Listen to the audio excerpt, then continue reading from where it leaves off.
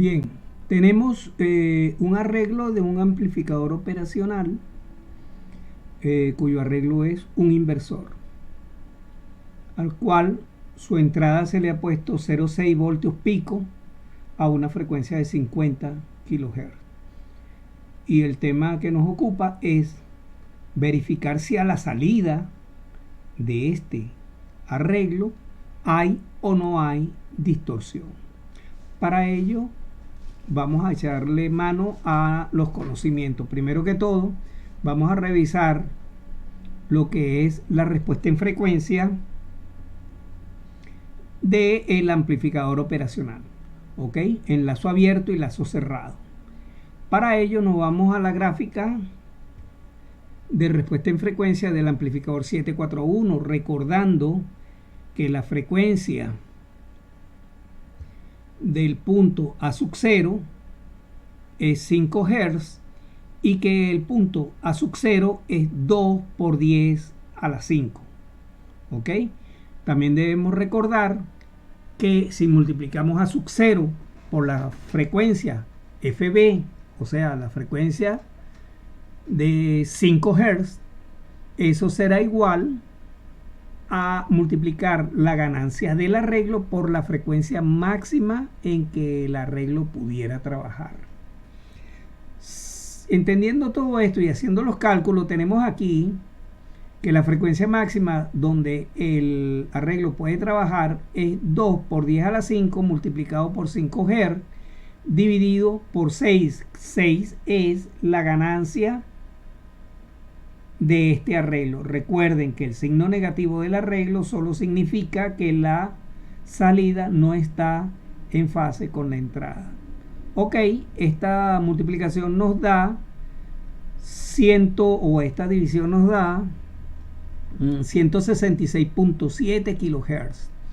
Fíjense que cuando comparamos 167 kHz con la frecuencia de trabajo ofrecida, que son 50 kHz, podemos concluir ligeramente de que la frecuencia de trabajo es perfectamente manejable y que no hay distorsión. Mas sin embargo, eso hay que seguirlo comprobando porque no es cierto del todo. Recordemos que también el slew rate nos da a nosotros o nos ocasiona una distorsión porque la velocidad de cambio del amplificador operacional tiene unas limitaciones. En el caso del 741, la velocidad de cambio es 0,5 voltios sobre microsegundo. ¿Ok? Lo tenemos aquí. Por lo tanto, calculamos el slew rate para el arreglo. Por eso le coloco el subíndice A aquí, no de otra forma, sino del arreglo. Así que será B sub 0 en voltios multiplicado por 2pi por la frecuencia. La frecuencia en megahertz. Esto es bien importante. Y primero que todo decimos que si la entrada es 0,6 voltios y la ganancia es 6, evidentemente la salida será 3,6 voltios. Y así el slew rate del arreglo será 3,6 voltios multiplicado por 2pi multiplicado por 0,05 megahertz. Esto nos da un slew rate del arreglo de 1.131 voltios sobre microsegundo, que comparado contra el teórico que nos da el 741, nos indica automáticamente de que hay distorsión. Bien, como ya sabemos que hay distorsión y nosotros somos diseñadores, lo primero que tenemos que decir, bueno, ok, hay distorsión, ¿y cómo la evito? Bueno, hay tres métodos, dos métodos viables y un método no ortodoxo. Vamos con los métodos viables. Ok, en la situación que pudiera ser rutinaria para cualquier diseñador, lo primero que tenemos que decir, bueno, ok, ¿a qué frecuencia máxima trabaja este arreglo tomando en cuenta el slew rate? Bueno, la calculamos. O cuál es la salida máxima que se puede tener en este arreglo sin tener distorsión. Esas dos serían las formas de verificarlo. Para lo cual Primero calculamos la frecuencia de trabajo máxima, tomando en cuenta el slew rate, y tenemos que eso será 0,5 voltios sobre microsegundo dividido entre 2pi por 3,6 voltios. Esto nos da 0,221 MHz. O sea, que la máxima frecuencia a la que nosotros podríamos trabajar con ese arreglo sería 22,1 kHz. Aun cuando aquí decíamos que con calma podíamos utilizar 50 kHz, porque el máximo era 166, claro está, este señor es el que no me introduce a mí la distorsión en este momento. ¿Ok? Así que es mucho menos que la del arreglo.